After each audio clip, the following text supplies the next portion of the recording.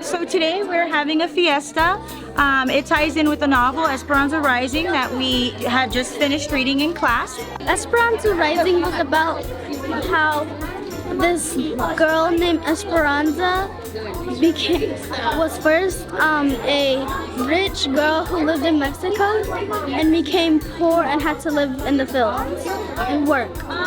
Each chapter means something, like represents something of her life, and we had to bring each food, like it was grapes, papayas, almonds, many sorts of food, and vegetables. We read all the chapters and they're about vegetables, and we have to cook something that has them in it. We bring it so the other, my classmates or the parents can try them and see how they taste. Every chapter in that book is a certain produce that's harvested in the fields.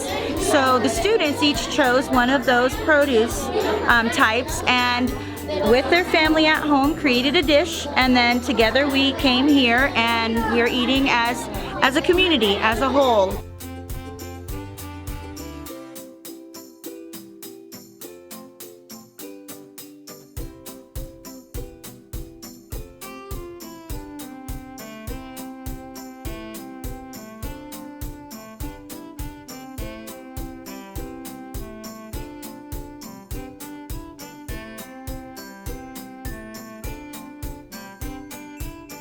I bring some cantaloupe and pineapple with tahini.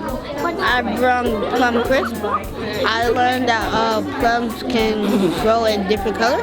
I brought avocado ice cream. I brought fruit cups with papayas. They also created posters that have to do with their produce. They learned how to read recipes and write recipes. They also had to see the connection between their produce and the chapter of their book and the significance that food had in Esperanza's life. So it was a lot of cross connections going on, and it's a great thing.